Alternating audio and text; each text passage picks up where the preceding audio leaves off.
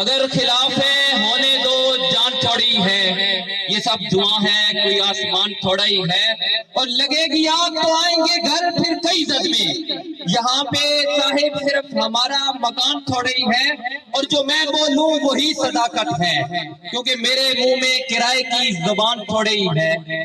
پاکستان نظریاتی پارٹی ضلع تلنگانہ کے زیر اہتمام فلسطین میں جاری اسرائیلی مظالم اور دہشت گردی کے خلاف ٹریفک چوک تلنگانہ کے مقام پر احتجاجی مظاہرہ کیا گیا۔ احتجاجی مظاہرے میں پاکستان نظریاتی پارٹی کے کارکنان اور رہنماؤں سمیت دیگر سیاسی جماعتوں اور سماجی کارکنان نے بھرپور شرکت کی۔ اس موقع پر مقررین نے فلسطین میں جاری اسرائیلی دہشت گردی کی پرزور مذمت کی اور عالم اسلام کے حکمرانوں سے مطالبہ کیا کہ وہ فلسطین میں جاری اسرائیلی دہشت گردی کے خلاف بھرپور طریقے سے آواز بلند کریں۔ انٹرنیشنل سطح پر ہماری ریاست کی یہ ذمہ داری ہے، ہمارا موقف وہاں پہنچائے۔ اسرائیل ایک تکال ہے، وہ ریاست نہیں ہے۔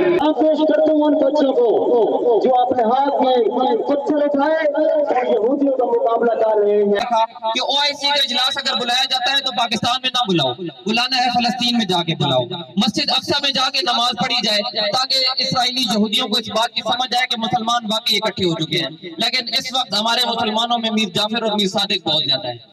ضروری نہیں کہ آپ جا کے نہیں نکلیں، چاہے زبان سے بات کریں، چاہے سوشل میڈیا کے حوالے سے اس کو ٹرینڈ بنائیں، چاہے جس ٹاپک پہ آپ کسی جگہ پر بھی بیٹھے تو اس ٹاپک کو ضرور اٹھائیں کہ ہمارے جو فلسطینی بھائی ہیں، جو شام پر بھی جنگ ہوتی رہی، افغانستان میں بھی ہوتی رہی، کشمیر کا ایشو بھی اٹھتا رہا، لیکن یہ مسئلہ کسی مسلم ممالک کا نہیں ہے، قبلہ اول کا مسئلہ ہے۔ اس کو ہم لوگوں نے سیریس لینا ہے، اور جب تک اس کا کوئی حل نہیں نکلتا سکون سے نہیں بیٹھنا ہے۔